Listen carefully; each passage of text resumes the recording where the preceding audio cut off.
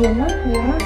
Mau tanya dong tentang pembelajaran inovatif itu yang seperti apa ya Bu? Oh, pembelajaran inovatif itu yang dalam skenario pembelajaran kita tuh harus ada perubahan Mbak.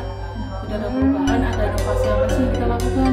Jadi kalau misalnya biasanya kita lakukan pembelajaran itu cuma model ceramah, diskusi tanpa melibatkan metode pembelajaran yang lebih sesuai kebutuhan anak.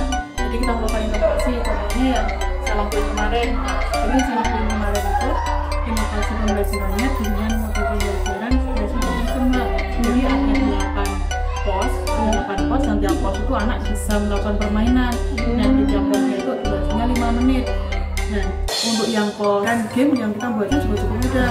Jadi dalam pembelajaran inovatif itu kita bisa menggunakan media atau platform yang ada di internet, kan cukup banyak tuh, sekitar 10.000 sampai 20. Itu bisa kita lakukan. Kemudian yang selanjutnya pos 3 dan 4 itu anak memainkan teka-teki silang. Jadi kalau selama ini kita kasih tahu ke anak ini lukisannya ini organ ini kan cuma ditunjukkan biasa. Jadi anak ya matanya sekedar lewat lah. Tapi kalau dengan permainan seperti ini nanti lebih tertanam di ingatan mereka.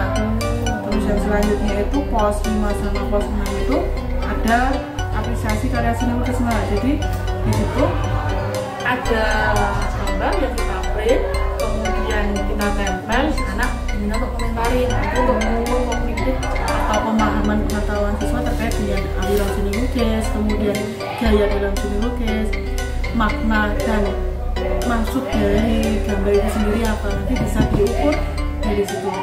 Kemudian yang pos selanjutnya itu kreasi karya seni rupa Mbak. Di sini ada satu garis sederhana dan anak diminta untuk mengembangkan jadi gambar apa aja yang sesuai imajinasi kita. Lalu yang pos terakhir, pos 8 itu ada anak diminta untuk membuat gambar. Kalau yang tadi itu kan dari pengembangan garis sederhana. Kalau yang pos 8, pos terakhir ini sesuai dengan kreativitas mereka. Jadi yang satu kelompok itu terdiri dari 3 sampai 4 orang. Nah, anak-anak ditantang menyatukan ide dari beberapa anggota kepala yang berbeda-beda. Itu tantangannya. Jadi anak dilatih untuk kolaborasi, kerjasama. Dan kalau misalnya di sini tahu dan lebih semangat dalam pelajarannya Mbak Rati, gimana pelajarannya? Bener banget sih Bu, aku tuh tipe orang yang kalau ngajar tuh pengennya di kelas siswaku tuh nggak ngantuk. Jadi aku sering gimana caranya tuh biar belajarnya jadi seru dan nggak gitu-gitu aja. Aku kemarin sempat bikin inovasi kan, coba bikin yang model games kayak gitu. Dan gamesnya itu ular tangga.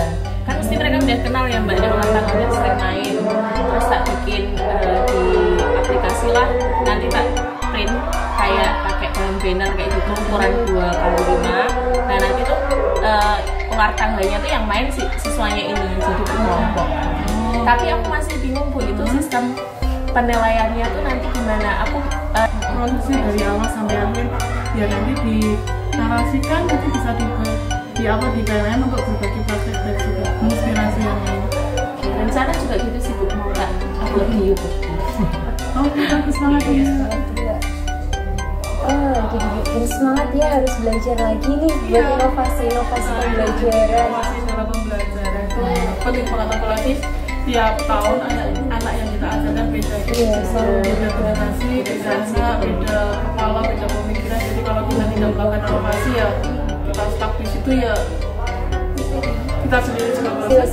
Apalagi anak ya. Kalau melakukan inovasi, kita istirahat, kita melakukan inovasi sekecil apapun itu, apalagi dengan menggunakan pemanfaatan teknologi yang zaman sekarang itu apa-apa sudah serba TI kan. Jadi anak juga Semangat lagi ya. terima kasih ya Kak Mensa. Mau ada acara jadi saya tinggal dulu ya. Makasih Mbak. Terima kasih, besok sering-sering lagi ya.